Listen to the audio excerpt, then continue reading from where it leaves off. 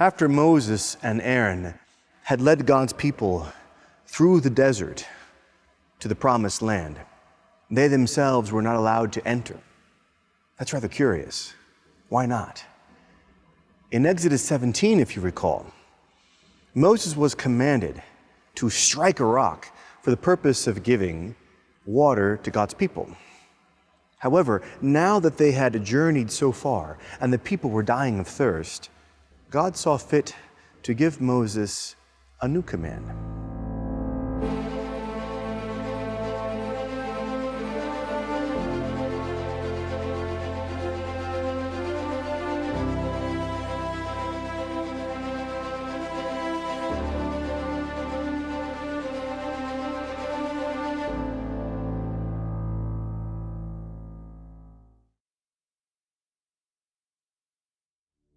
The sons of Israel came into the wilderness of Zin in the first month, and the people stayed in Kadesh.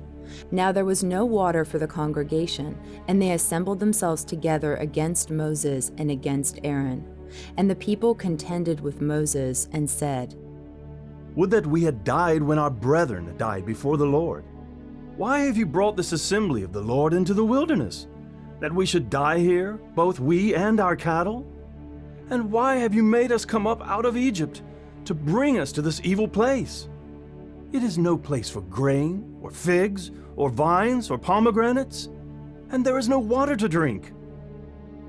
Then Moses and Aaron went from the presence of the assembly to the door of the tent of meeting and fell on their faces. And the glory of the Lord appeared to them. And the Lord said to Moses, "Take the rod and assemble the congregation, you and Aaron your brother, and tell the rock before their eyes to yield its water. So you shall bring water out of the rock for them, so you shall give drink to the congregation and their cattle." And Moses took the rod from before the Lord, as he commanded him. And Moses and Aaron gathered the assembly together before the rock, and he said to them, "Hear now, you rebels! Shall we bring forth water for you out of this rock?" And Moses lifted up his hand and struck the rock with his rod twice, and the water came forth abundantly, and the congregation drank, and their cattle. And the Lord said to Moses and Aaron, "Because you did not believe in me, to sanctify me in the eyes of the sons of Israel, therefore you shall not bring this assembly into the land which I have given them." God commanding Moses to speak to a rock is a curious command indeed. But understood in the light of Christ, it is actually quite profound. St. Paul states that the people of Israel all drank the same supernatural drink from the same supernatural rock, and that rock is Christ. He who was struck on Golgotha, pierced by a lance to give us water. But this sacrifice is never repeated. Christ is never sacrificed, never struck again. The act which now brings forth the fruit of that sacrifice is enacted by a word. The priest speaks to the rock, pronouncing to matter like a lance in a side, drawing forth that same fruit. The matter pours forth like water from a rock, the grace that has been commanded. This is a sacrament. In the words of the fathers of the church, this water from the rock, this power from Christ, comes to us through material signs, just as water is transported through an aqueduct. Christ's power is called a vis fluens, a flowing power, coming to us from his divinity by means of his humanity, employing yet a further material instrument, whether it be bread or water, oil or wine. And the central act by which all sacraments flow to us is the sacrifice of Calvary. This is the summit. This is the source of the Christian life, that from which it comes and that to which it tends. the sacrament of sacraments. The way Christ remains with us and applies his once and for all sacrifice to us in the here and now is the most holy Eucharist. Christ once told his disciples that there would come a time in which they would look for him but would not find him. This is seen most clearly and tenderly in Mary Magdalene. Her intense love for Christ did not allow her to wait for the dawn or the morning of his resurrection. She arrived at the tomb, but he was gone. How crushing this final blow must have been. There was nothing left for her to hope for, and she weeps. She was drawn to the body as a bittersweet attachment, as that which once belonged to the one she loved. Where had they laid him? She begins to move. She begins to search. Then a voice calls out, Whom do you seek? She thought he was a gardener. She questions him while her eyes sweep the terrain for some trace of the one she carried in her heart. Where have you laid him? But the gardener does not answer her. He only pronounces her name. Mary. At hearing her name uttered by the one she loved, her Lord and Savior, she suddenly sees him and clings to him. Such clinging, however, was futile. She was not permitted to arrest those feet from walking. Rather, he says to her, Do not hold me, for I have not yet ascended to the Father. Was she to lose him again? He whom she had found so recently? Was she to be bereft again of his physical presence, the joy and security of his voice? St. Paul said that once we knew Christ according to the flesh, but we know him in that way no longer. The Church, the bride of Christ, would have to cling to him in a new way. She would seek his body, be formed from his body, adore his body, build glorious cathedrals around his body, compose polyphonic poems to sing about the gift of his body. But she would have that body now in a different manner, in the manner of the Holy Eucharist. The sacrament of the Holy Eucharist would not be a diminishment of union, but the only means of its true accomplishment. There is no need to feverishly cling to his feet to avoid separation, since the union which would be effected is stronger than her hands. Indeed, it is stronger than death. So just what is the Most Holy Eucharist? Christ's promise of returning to his disciples was not limited to the post-resurrection appearances, but also a return in his spirit and in the sacraments. What do we want from our friends, ultimately? We desire to be in their company, to be with them, to enjoy them. Christ does not leave us orphans. He sends us his Spirit and gives us his true body and blood. Yet, as noted with Mary Magdalene, this presence is not the same. My senses do not perceive it. I cannot see him if I strain my eyes looking into the host. I am not pretending to see blood when the wine employed at Holy Mass happens to be red. If the Eucharist is only a symbol, Flannery O'Connor once quipped, well then to hell with it. Far from being profane, this is perfectly precise. If it is bread, I and everyone else have been fools, believing a ridiculous lie.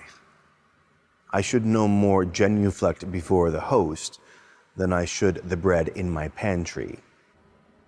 But if it is what Christ said it is, then the only proper response is adoration.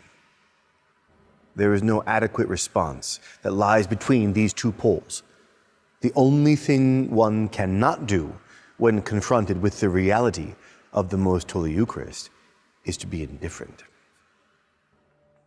St. Thomas Aquinas once said that when Christ walked among us, his divinity was concealed. But now, when we look at the sacred host in adoration or Holy Mass, both his divinity and his humanity are hidden. Yet he is truth. Truth himself speaks truly, or there is nothing true. But it's fair to ask, why did he give himself to us in this manner? In the 6th chapter of John, when Christ first mentions the gift of his body and blood, he allows for no confusion. Unless you eat the flesh of the Son of Man and drink his blood, you have no life in you. My flesh is real food indeed, and my blood drink indeed. When those around him balk at this in exasperation of the crudity, he only becomes more graphic by employing a word which means to gnaw. He left no room for metaphor. He meant what he said. What he did not tell them was the manner, the means by which he would accomplish this. The apostles remained with him simply because they knew that he spoke the truth. He had the words of eternal life. They kept his word, despite not understanding. They believed him. For the present, however, he spoke no more of it. But the subject returned on the night before he died. He was about to answer the question asked much earlier by the angry crowd in John 6. How can this man give us his flesh to eat? Christ's mode of giving himself is suited to our mode of reception. You and I cannot receive spiritual realities simply. We receive gifts by means of sensible realities. We know the spiritual through the sensible. Furthermore, the effect of original sin causes us to live so much in the exterior life and so little in the interior life. But the mode of giving himself to us is remedial, in that we must make an interior act of faith, keep his word, and we will receive all that he has to give us. Even though our senses will not be able in this life, outside of extraordinary graces and miracles, to perceive what he is giving to us. Outside of extraordinary graces and miracles, I said that as a passing comment, but every so often, God does give us tangible proof that what we believe concerning the sacrament of the Holy Eucharist is true indeed. Lanciano is an Italian village several miles from the Adriatic Sea.